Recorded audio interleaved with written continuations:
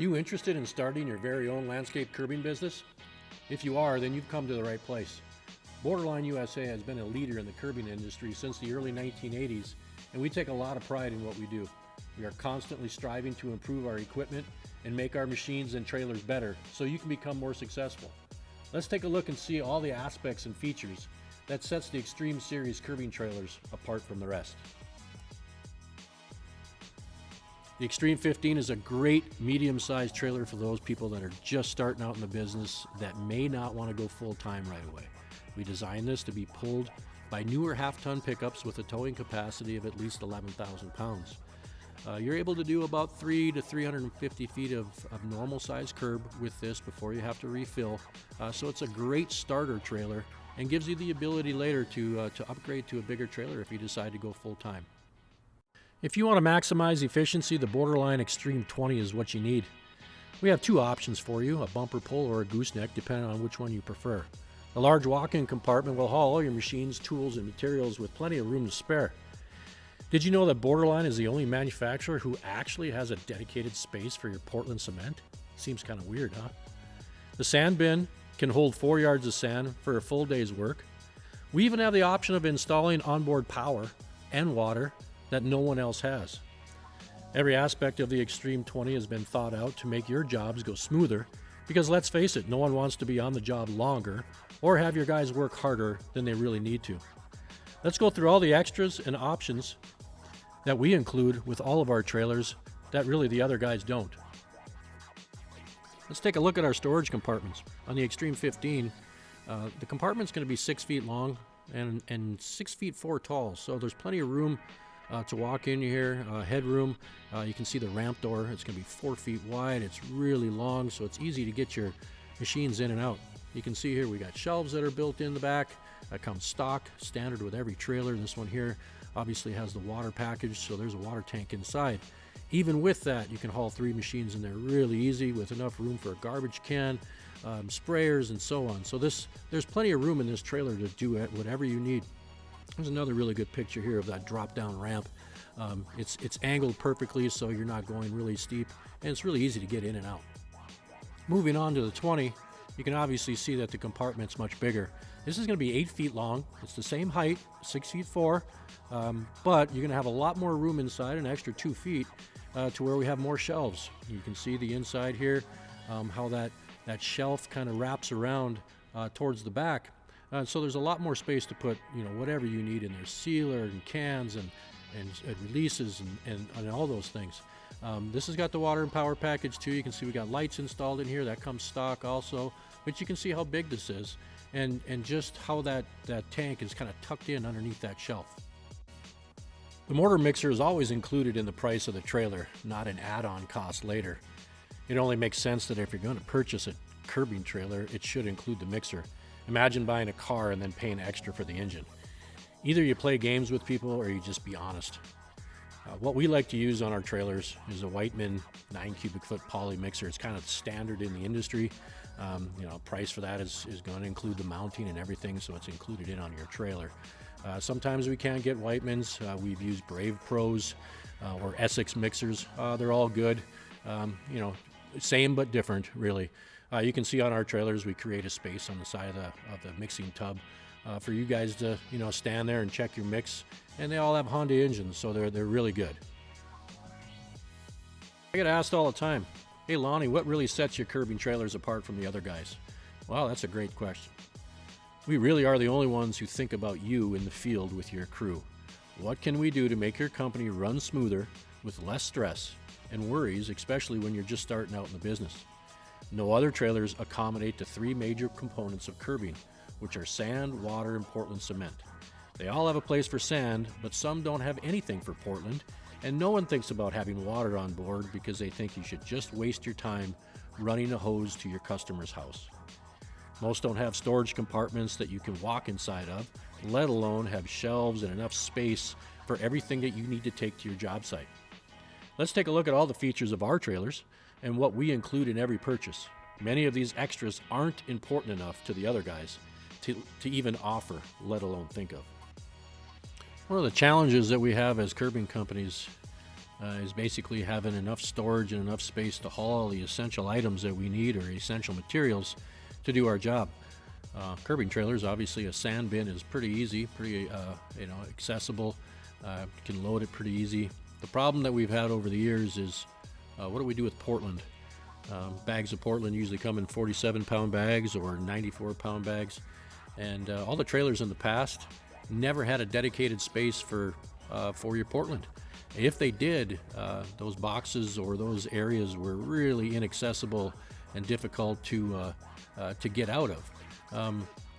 If a trailer has no space for that, typically you're hauling your Portland on the back of your truck, or you're loading your Portland on top of your sand on the way to the job site. When you get to the job site, if you have it on your truck, you got to haul it to the trailer, put it on the fender, and then put it into the mixer when you're done. Borderline's the only company that has a dedicated Portland storage bin. This comes stock in every single trailer we build because it is essential to running a successful curbing business. Your sand, your Portland need to be accessible for that guy mixing. It's just that important. All of us that have been curbing for a long time, us old school guys, you could say, always modified our trailers, to try to make them a little bit more user-friendly, make them a little bit more efficient, so we could get done with jobs a little bit quicker. So there's a lot of things that I did over the years to my old trailers that we've put into the new ones, and I always said that those things should be included.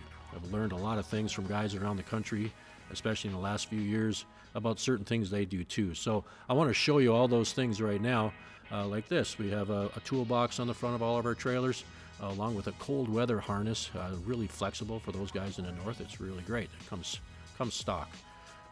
We have a sunshade that it's a roll-up sunshade that we put on the roof. This is going to be stock too. They come with extension poles, so that guy can stretch that out, and at least he's in some sort of shade to protect himself. We also have a sand cover. This is pretty important. This rolls up and locks just like the sunshade, to put over your sand, so police doesn't have a reason to stop you, and that's required in most places anyway. So we automatically include that. The shelves inside, no matter if it's a small trailer or a bigger trailer, you're going to have shelves built in inside. To me, it only makes sense. We automatically include 14-ply G-rated tires. This is something we started doing just a few years ago. Tight turns and things like that, there's a lot of weight. You got aluminum trim on your trailers. You can do it in colors or whatever.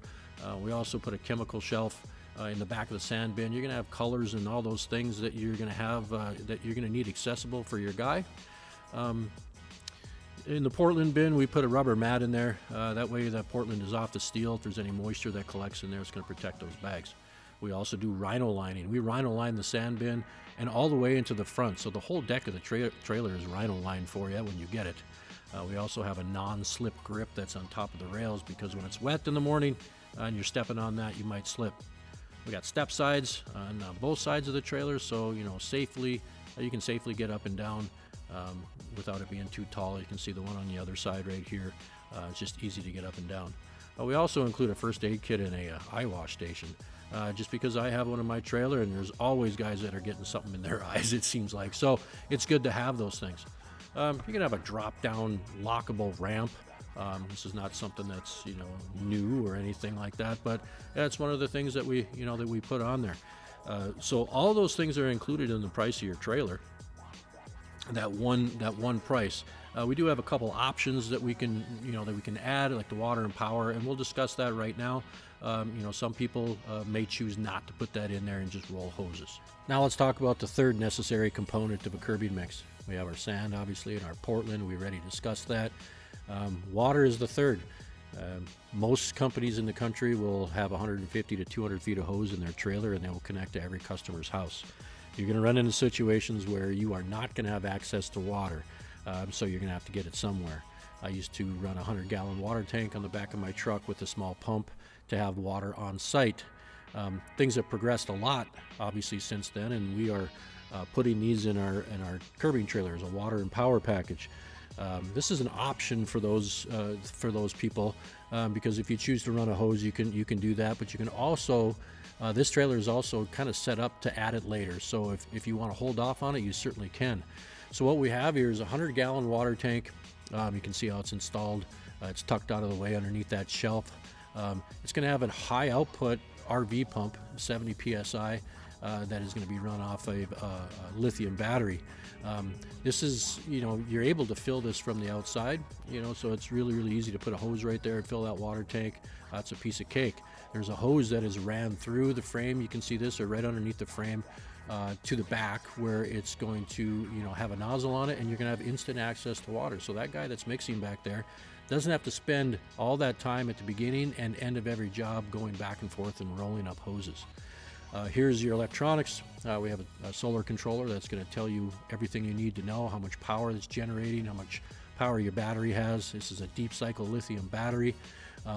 I can tell you we've never been under 90% as far as battery charge, so the solar panel works really, really good. It's a 100-watt solar panel. There's an 800-watt inverter that we put in here, so you can charge batteries, you can plug in your phones, and all that. And there's a main on and off switch that can turn the power off, so your battery doesn't go dead accidentally. This is all kind of set up for you, so if you don't get it initially, you can add it on later. And kind of to top it all off, we put lights inside the compartment because, if you're like us, you're going to start early in the morning. To use your cell phone as your light, kind of sucks. So lights are installed in this when you get your water and power package, and that kind of rounds everything off to make sure that you're totally self-contained and you're essentially a mobile batch plant. That's how we like to build our trailers. Thanks a lot, guys, for watching the video. Hopefully your questions were answered and the information was meaningful. Do your due diligence, guys, and research other manufacturing companies. Talk to them and ask questions about their equipment, their training, and their overall knowledge. You're making an investment into your future, so get all the information you can. Go online, find some Facebook groups that'll help you. We have one called the Curbing Network. You can go online and look for that group, ask to join, and you can talk to over 3,000 guys that curb. You can check out curbuniversity.com to see when training events are, but we also have a bunch of training videos on there you can look at too. I really appreciate you guys for considering Borderline. If you have any questions, you can certainly give us a call here at 701-751-2705. Thanks.